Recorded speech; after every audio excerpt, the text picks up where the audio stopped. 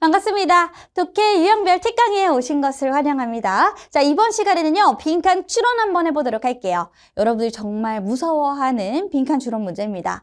자, 대다수의 친구들이요, 빈칸 추론을 바로 그냥 순서대로 문제를 풀기도 하지만 시간이 워낙 오래 걸리고 어려운 문항이다 보니까 맨 마지막에 푸는 경향도 있어요. 자, 그렇게 풀어도 괜찮아요. 다 맞추고 난 다음에 마지막으로 조금 힘을 빼면서 시간을 조금 효율적으로 쓰시면서 빈칸 추론을 푸셔도 되는데 어떻게 푸는지 그 방법 또한 살펴보도록 하겠습니다. 자, 빈칸 추론 우리 두 가지 한번 볼 거거든요. 자, 우리 빈칸 추론은 어떻게 되어 있어요? 어떤 어휘로 되어 있을 때가 있고 구나 절로 되어져 있을 때가 있죠. 자, 모의고사에서 고난도 유형에 속하죠.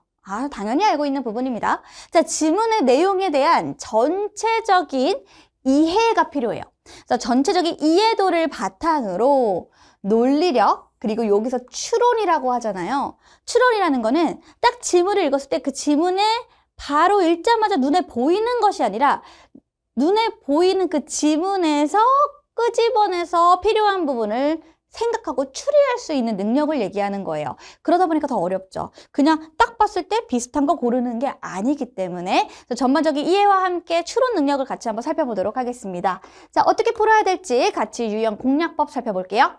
자, 첫 번째, 빈칸이 포함되어 있는 문장을 먼저 읽는다. 자, 빈칸이 어디 있는지 살펴봐야죠. 자, 빈칸의 위치는 다양하게 있을 수 있어요. 이렇게 긴 지문이 있으면 빈칸이 도입부에 있을 수도 있고, 그리고 중간에 있을 수도 있고, 그리고 마지막 끝쪽에 있을 수도 있어요. 근데 여러분, 빈칸은 어떤 걸 빈칸으로 뚫을까요? 뭘 뚫을 것 같아? 덜 중요한 거? 여러분들 못 맞히게 막 어렵고 중요하지 않은 걸 뺄까요? 아니죠. 중요한 걸 뚫습니다. 그래서 주제와 아주 밀접한 관련이 되어 있는, 그래서 때로는 주제문에 뚫기도 하고요. 주제와 연관성이 있는 문장, 정말 예를 들면 주제야. 그럼 주제에 대한 근거가 있어. 근데 그 근거가 중요해. 그럼 그 근거에서 뚫는 겁니다. 결론적으로는 전반적인 내용을 이해한다라는 것은 주제를 잘 파악하고 있다는 건데, 그 주제를 내가 파악한 것을 기점으로 빈칸이 무엇이 들어갈지를 좀 고민을 해보실 수 있으셔야 돼요. 알았지? 그래서 빈칸은 중요한 부분, 주제 또는 주제와 연관된 부분이 뚫린다 라고 생각해 주시면 되는 거죠. 자, 그래서 봐봐. 빈칸이 포함된 문장을 먼저 읽는데요. 자, 그리고 빈칸 해결을 위해서 쌤은 이렇게 하거든요. 빈칸을 읽어. 그 빈칸 해결을 위해서 위를 갈까 아래로 갈까 고민을 하는 거죠. 자, 예를 들면은 빈칸이 있는데 빈칸 앞에 however이 있어. 그러면 A보다는 however 뒤에 있는 부분부터 중심이 될 거 아니에요. 더 힘이 가해지겠죠? 그럼 쌤은 이제 중하반부를 열심히 읽을 거예요. 이런 식으로 때에 따라서 이제 빈칸 해결을 위해 어떤 부분부터 읽어야 될지를 좀 고민을 해보고요.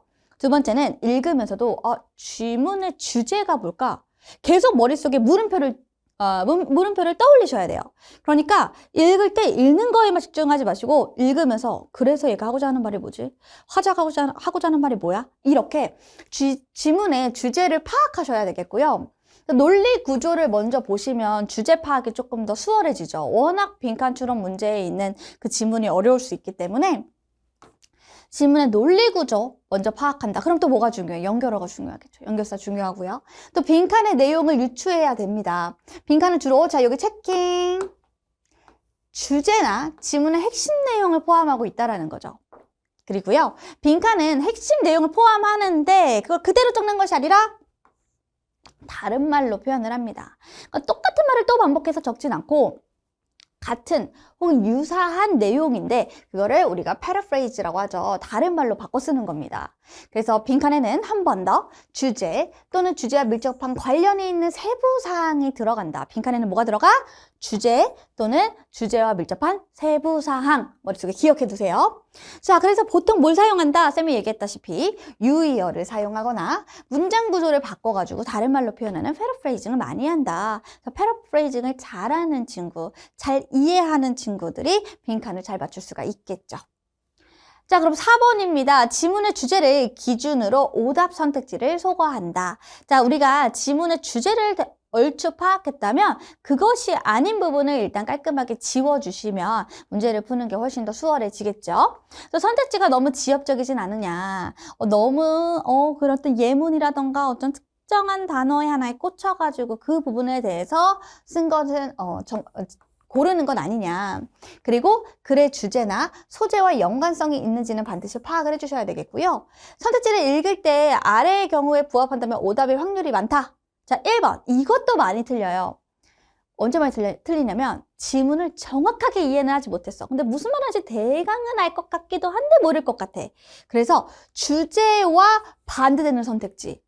주제랑 되게 비슷한데 반대니까 한 단어, 두 단어만 달라지는 거잖아요. 그래서 이게 지금 주제를 얘기하는 건지 반대를 얘기하는 건지 몰라서 틀리는 친구도 많거든요. 그래서 여러분들이 생각하는 거예요. 빈칸 추론의 그 선택지에는 지엽적인 것도 나올 수 있고, 그리고 주제, 일단 우리가 정답이 나올 거고, 그리고 하나는 그 정답과 비슷한데 비슷한 모양을 띠고 있고 비슷해 보이는데 반대말을 얘기하는 부분도 분명 나올 수 있다.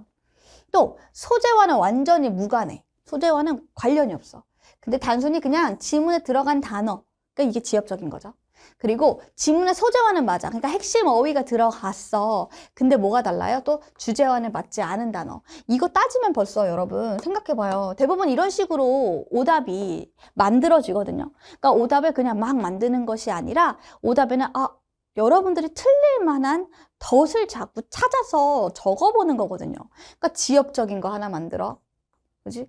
여기서 이게 지엽적인 거 하나 만들어. 1번. 그리고 정답이 있죠. 그리고 이 정답에 반대되는 부분 있죠. 3개죠. 그리고 소재를 써. 근데 내용과 다른 거야. 그런 걸 놓고. 아니면 아예 뚱딴지 같은 소리, 이상한 소리를 해. 이런 식으로 벌써 5개가 완성되거든요.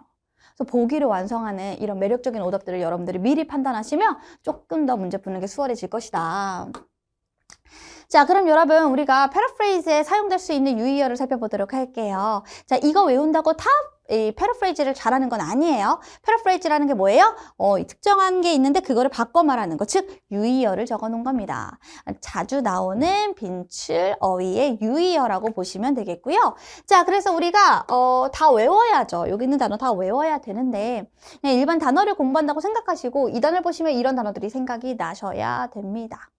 자, 여러분 요거 뭐예요? diversity, 다양성, imagination, 상상력, object 하면 뭐예요? 자, object 하면은 뭐 물체가 될 수 있죠. 그래서 물체라고 쓸 수 있는 것도 있고, 여기 또 object이 목적이 될 수 있기 때문에 목적으로도 쓸 수가 있다. 그래서 목적을 object이라고도 쓸 수 있지만 이런 target이라고 써도 이게 같은 말이라는 걸 알아두셔야 된다는 거죠.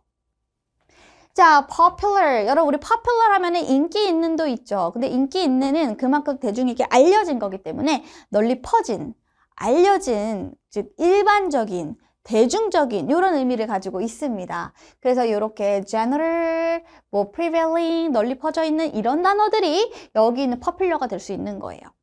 진짜 쉽게 하면 지문에서 popular가 나왔는데 근데 이제 보기에서는 prevailing이 나오는 거죠. 이걸 보고 이거 같은 얘기다 라고 생각하실 수 있으셔야 된다는 거예요.